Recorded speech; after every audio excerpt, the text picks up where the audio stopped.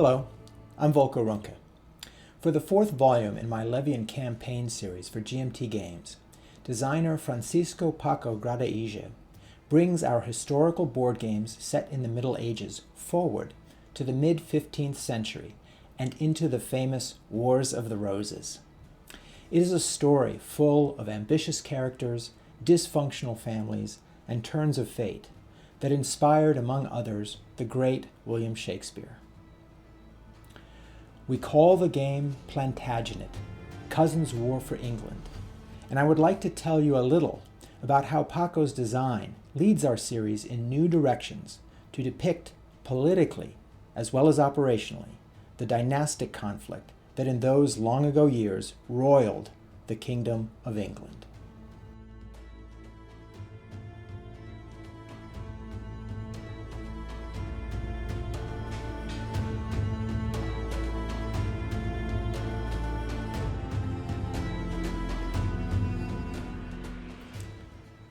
I won't attempt here to lay out the complicated dynastic intricacies behind the Wars of the Roses.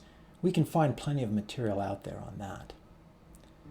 In capsule summary, as best I understand it myself, England's royal house of Plantagenet, late in the Hundred Years' War, divided into two main branches from descendants of different children of the strong 14th century warrior king Edward III, one from Edward's son John, who was Duke of Lancaster, and another that joined lines from Edward's sons Lionel and Edmund, the latter a Duke of York. You can trace a succession of each competing branch or house, York and Lancaster, in the family trees that Paco provides in the game's background booklet. In the 15th century, the long war against the King of France ended badly for England. And, what was worse, England's Lancastrian ruler at the time, King Henry VI, was not at all the effective sovereign needed to weather the final defeats. In the 1450s, push came to shove in Henry's court between royal claimant Richard, Duke of York, and the Lancastrian supporters of Henry, led by Duke of Somerset. White and red roses came to symbolize these two factions, who would now come to blows over their competing claims to the throne. Key to understanding the operational nature of the warfare that ensued, and that Paco has modeled for us in Plantagenet, is that lords fought the Wars of the Roses neither on behalf of different religions or ethnicities, nor to carve out and conquer a chunk of foreign territory, nor to assert regional dominance of any broadly based constituency. Instead, this was warfare over the disputes among those at the very top. Of course, the wars drew lower nobles and common people into military preparations and campaigns, but the cause remained the comparatively narrow dynastic ambitions of a rarefied elite, many of whom were of the same extended family. So, there was an inside baseball nature to the fight. Campaigns saw very little of the usual medieval ravaging of the countryside or sieges and sacks of population centers.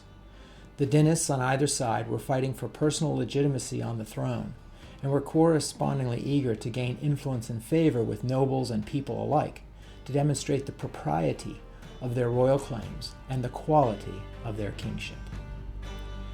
To be sure, the enemy's army in the field had to be met.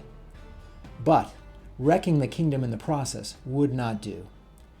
Campaigns often sought to track down and deal with the other side's claimants and family members personally, often to execute them. It was truly and literally a grand and extended argument among cousins. In this volume of Levy Campaign, then, we have the familiar lord cylinders moving across a map of England, each lord with a mat showing their troop pieces, vassal and asset markers, and capability cards. Levy will see the lords on each side build up their strength. Here we use exchangeable lord playing cards on blank mats, because the cast of characters across several Wars of the Roses that you can play out is rather larger in number than in the earlier games that used dedicated mats for each lord. A calendar tracks when more lords might be ready to muster for the fight, and how long vassals can be expected to serve. Campaigns will involve lords' supply, march, and battle, featuring the array of lords and their various types of troops and specialist capabilities against each other. But to invite us into these particular dynastic clashes of 1459 to 1485, Plantagenet departs more than ever before from the series' usual Levy Campaign mechanics. In this video, I will try to show you how this Levy Campaign Volume 4 will, for the first time in the series, challenge players to manage dynastic conflict, including political favor, parley, and influence, the depletion, exhaustion, and pillage of locales, exile, battle, and death of lords, and finally, the succession of royal heirs across the many years of this prolonged Cousins' War for England.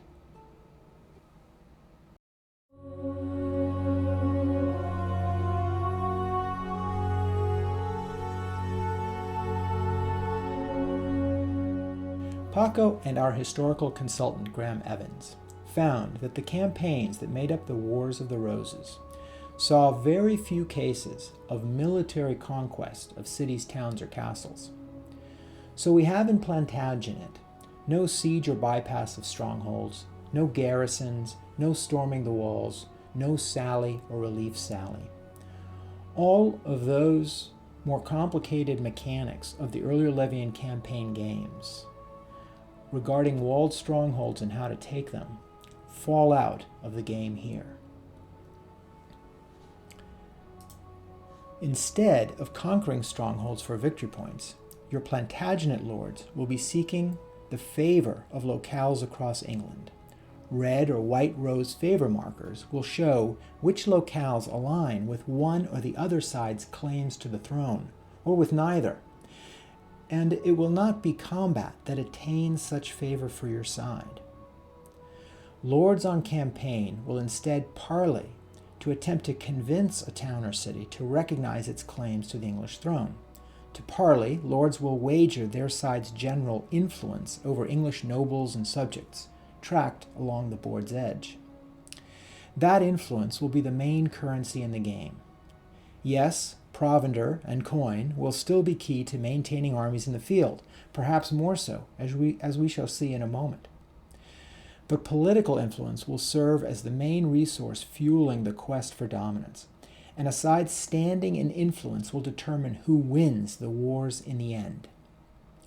The receptiveness of local notables to a lord's attempts to persuade them can be uncertain, so parley often will mean betting your side's influence points to roll influence checks for success. Handy tables on the game's player aid foldout summarize how to gain and spend influence points and how to carry out these influence checks. And, just as lordship shows lords' various abilities directly to gather resources for war, a new influence rating shows their clout in wooing allies to their side's cause. You might be just a run-of-the-mill earl with an influence of 2, or you might be the queen with an influence of 4, or you might be the royal pretender himself, or the kingmaker with 5. The higher this influence rating, the easier and cheaper it will be for your lord to pass an influence check. And such influence is not just for your lords to parley their way into favor with this or that town on the map. They will also use it to persuade lords on their side to muster, as well as to persuade otherwise neutral or at best leaning vassals to join the cause, vassals from a panoply of prominent families inhabiting their seats across the English countryside. In addition to generally neutral or leaning vassals, special vassals like Hastings or Montague will join only one side via capability cards and bring with them special historical talents and capacities. Vassals in Plantagenet are powerful in battle, and neutral vassals add their estates as taxable seats for their higher lords to obtain precious coin when they join that side. But these vassals always have a service limit after which your side is expending its influence each turn to keep them in the field. The more neutral vassals you muster, the stronger you are, but eventually your dependence on these local families to fund your war will undermine your side's standing in the kingdom.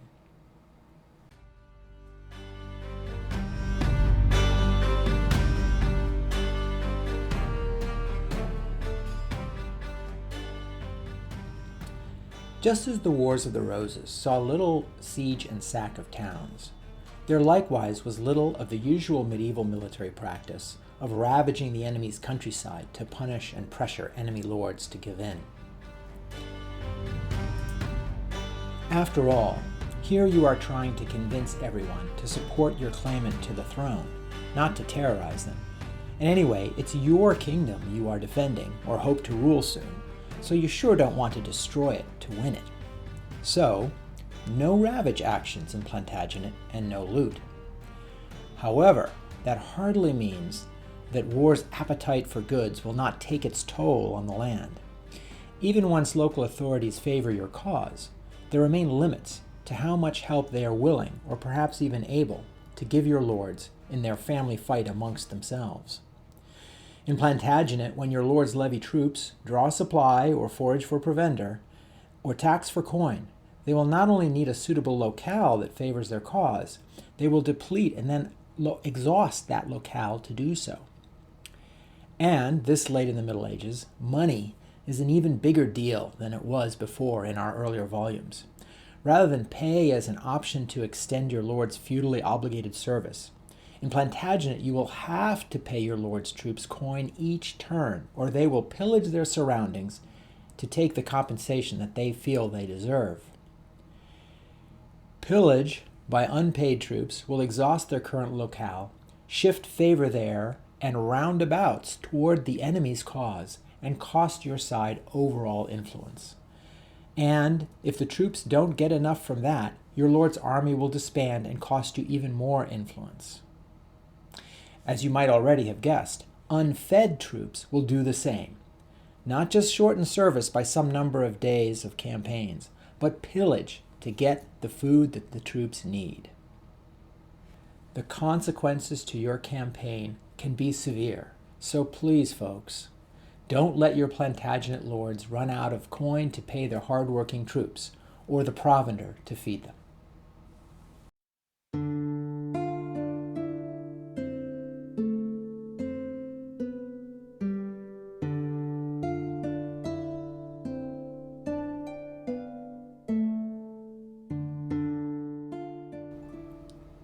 Of course, the immediate reason for all this muster, care, and feeding of those hungry and expensive troops is to hunt down and smite the enemy lords who might deny you your rightful crown.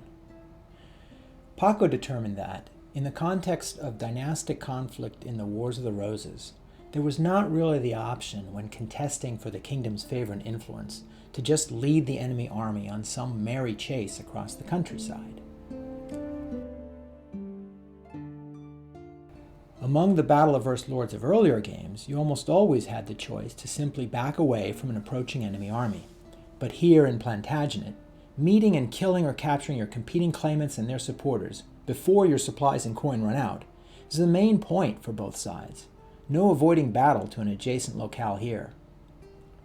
However, as defeat in battle almost certainly would mean capture or death of your heirs and high lords, more on that in a moment, in a dire case, the somewhat ignominious option for flight into exile is there.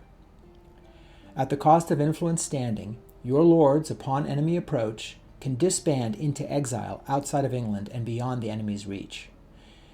In the game, exiled lords will spend a little time on the calendar, making their way to France or Burgundy or Scotland or Ireland, to remuster there into an exile box, having set themselves up with new retinues with the help of foreign powers.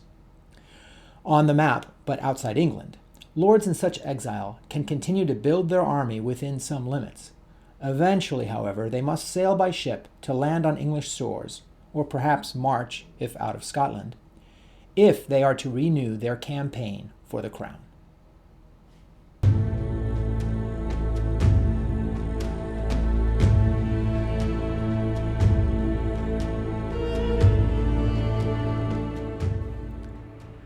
Shakespeare's rhythmic line about a horse and a kingdom, which in the play Richard III repeats at the Battle of Bosworth, might lead us to expect armored horse units aplenty in Plantagenet. Richard, after all, historically did lead a final charge by horse in that climactic Wars of the Roses battle. But in fact, Most battles in the Wars of the Roses, just like those late in the 100 Years' War, were fought on foot. Aside from some specialized combat effects through Arts of War cards, such as one depicting that famous final charge by Richard, the game's unit types reflect this.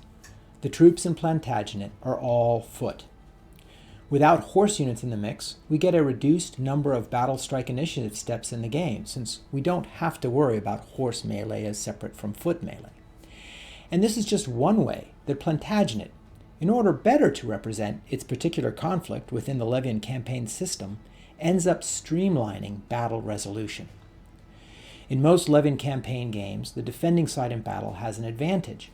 Its troops strike first within each initiative step. This reflects the defender's historical advantage of being able to choose your terrain, rest, and take your time arraying your troops as the attackers approach. Indeed, the main historical battles within the campaigns depicted in other Levy Campaign volumes, Pipus in Nevsky, Sagrajas in Almoravid, Monteperti in Inferno, and Agincourt and Manzikert in the upcoming Henry and Seljuk, respectively, did see victory go to the operational defender. But review by Paco and Graham of the historical record of engagements in the Wars of the Roses showed no such advantage to the defenders. For whatever reasons, in this conflict, the army that was marching to engage tended to win. Therefore, Plantagenet's battle sequence takes a different approach. Opposing lords are grouped, by a simple rule, into separate engagements within the larger battle array. All lords within each such engagement strike simultaneously. First all missiles, then all melee. There are some new twists to highlight the battle roles of heirs and high lords personally. Each lord, by a valor rating, starts a battle with a set number of valor counters that you expend to reroll armor saves.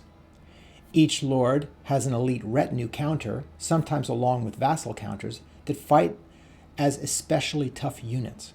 But if a retinue routs, that lord's entire force routs along with it. Battles in the Wars of the Roses very often ended in the death on the field or by immediate execution of the losing lords. They were traitors to the rightful king, after all. In Plantagenet, each lord routed in battle will roll for death, meaning permanent removal. However, should battle start to go badly for your lords, they can flee. This replaces the usual concede the field option in the other games. You simply flip the lord's retinue counter over to fled, the lord then routs, but he benefits from a reduction to the chance of dying after the battle.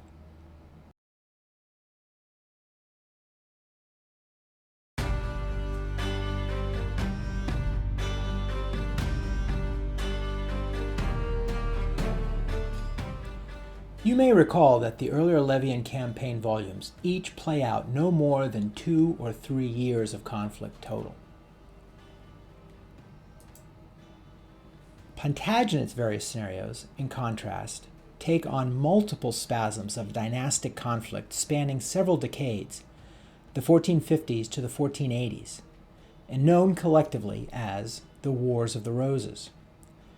A Wars of the Roses grand scenario in the game enables you to link and play out the 3 main periods of warfare within this conflict, with the outcomes of both victory or defeat and death or survival of various heirs in one conflict setting up the situation in the next. With a succession of Yorkist and Lancastrian heirs, the grand scenario adds another way to win. If you can kill off enough of the enemy's line of succession, the wars are over. That also means that the full Wars of the Roses game amplifies the risk of every campaign and each battle involving your remaining heirs.